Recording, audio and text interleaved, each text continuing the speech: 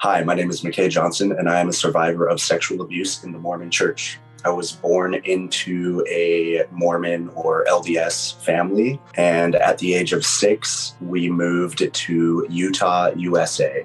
To be Mormon is to be a member of a church that was founded in the 1800s in upstate New York by a guy named Joseph Smith, who claimed that he saw Jesus Christ and God the Father in a vision, and that they appeared to him and told him that all of the other churches were false and that he needed to restore the true Church of God on the earth. Mormon youth, especially guys, are encouraged from a young age to serve a full-time mission for the church. You don't get to decide where you're going, nor do you get to decide what date you are reporting to the missionary training center. They decide all that. In the Mormon church, you will often become like a social outcast as a guy if you don't serve a mission. Many church leaders have gone on record encouraging young women in the church to only date seriously guys in the church who have returned honorably from full-time missions. So the purpose of a Mormon mission is to bring converts to the church. You spend your days in teaching appointments, knocking on doors, and talking with random people on the street. It's supposed to be a very rigid schedule. Go to bed at 10:30, wake up at 6:30 a.m.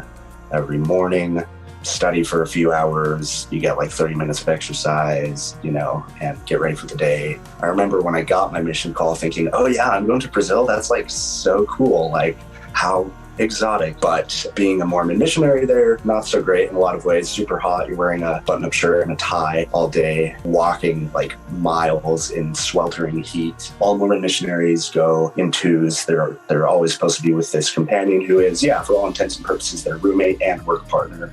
So as you can imagine, if you like your companion, then that can be great because it could be, just like best friends hanging out all the time. If you don't like your companion, it becomes living hell. And unfortunately for me, during the first few months, first 12-ish weeks of my mission, the companion, the trainer that I was assigned to, was a really horrible guy. He started making kind of weird off-color jokes. He would also occasionally accidentally touch me kind of in weird ways. But then when it kept happening, I started thinking, this is weird. And it got to a point where I started getting upset with him, getting angry with him for doing that kind of thing, as any person should, right? And that's where, his mastery of manipulation and gaslighting and all those things came into play for sure. Anytime I got upset with him, he would kind of turn it around on me, because I did push him away a few times. And he would be like, wow, like a real follower of Jesus wouldn't do that. This went on for, a few weeks, few months, eventually progressing to the point where it was definitely sexual harassment for sure. I didn't really understand that fully at the time, unfortunately, that had not been taught to me very, very much. What they're taught about sex and sexuality is much more about not doing it than about actual healthy teaching about consent and what that looks like, what harassment and abuse look like.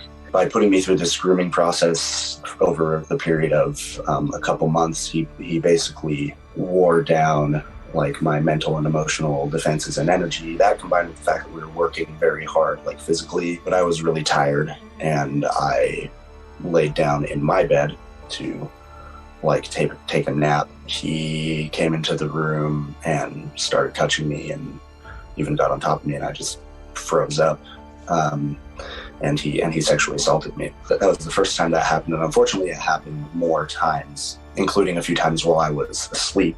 And I, told him I'm gonna tell the mission president about this, and he would say things like, who will believe you? Me, the missionary that's been here for like a year and a half and that they know and trust, or you who has been here for all of 2 months, right? He would gaslight me a lot into thinking that it was my fault, to the point where I somewhat believed that. And even started, thinking well, oh my gosh, have I done this terribly wrong thing here? Because, The Mormon Church teaches that homosexuality is a sin, which I completely have disavowed that belief and completely disagree with that and fight against that kind of thinking now. But at the time, that was what I had been raised to believe. And being that I didn't have a really great understanding of sexual harassment and sexual abuse, he would give me the silent treatment for days anytime I got upset with him while things were still just like in the grooming process. And he hadn't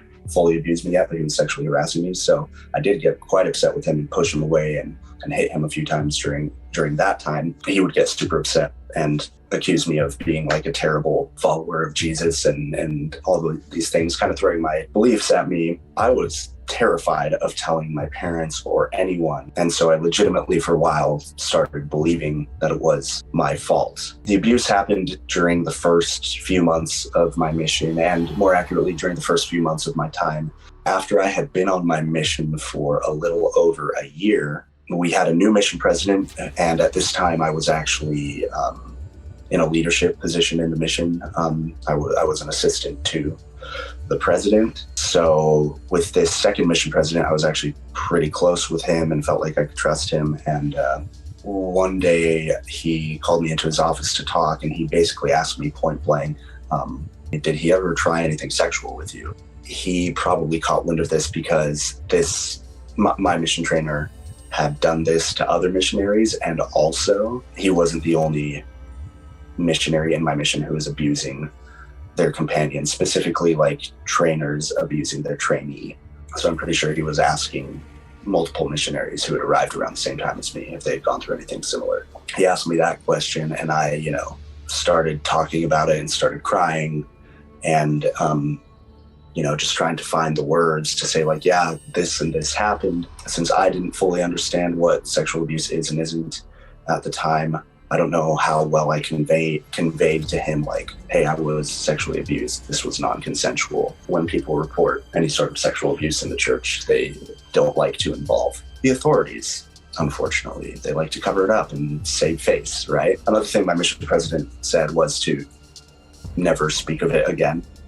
I know he meant well by this because he didn't know any better, but like he said something very damaging, which was, you've already been like going through a mental hell for the past year. Like you've already paid the price for this sin, reinforcing the idea that I had done something wrong, which again reinforces my point that like clergy in the Mormon Church need to be much better educated on what is and isn't abuse and how to recognize it. And also just church members shouldn't be told that they need to confess things of a sexual nature to their church leaders ever. Like, talk about that with your therapist, people.